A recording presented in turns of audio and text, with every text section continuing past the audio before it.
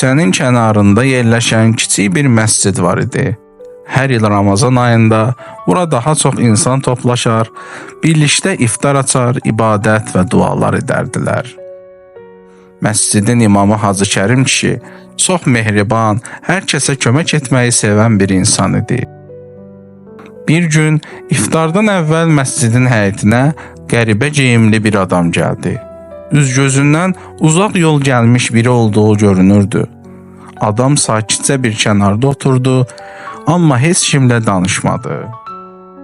Onun kim olduğunu bilmək istəyən Hacı Kərim kişi yanına yaxınlaşdı və mehribanlıqla soruşdu. "Qardaş, xoş gəlmisən. Sənin üçün nə edə bilərik?" Adam başını qaldırıb gülümsədi. "Sadəcə biraz su içmək istərdim," dedi. İmam ona su və bir qab xurma gətirdi. Sonra birlikdə iftar etdilər.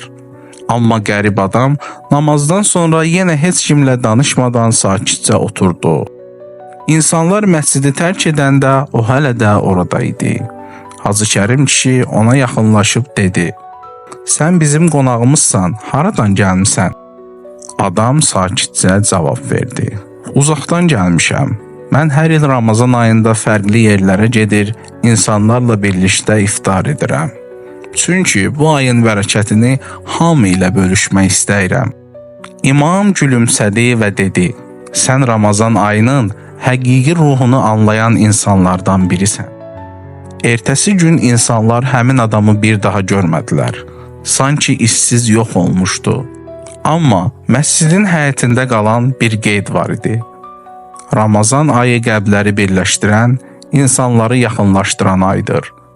Hər il bunu unutmayın və xeyirxah işlər görün. Bəlkə bir gün yenidən görüşərik.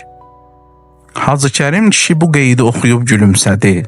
O başa düşdü ki, Ramazan yalnız oruç tutmaq deyil, həm də sevgi, paylaşmaq və birlik olmaq deməkdir.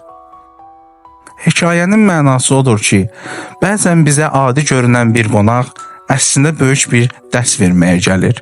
Bəlkə də o adam sadə bir səyyah idi, bəlkə də Allahın göndərdiyi bir sınaq. Amma onun buraxdığı mesaj hər kəsin qəlbində iz buraxdı.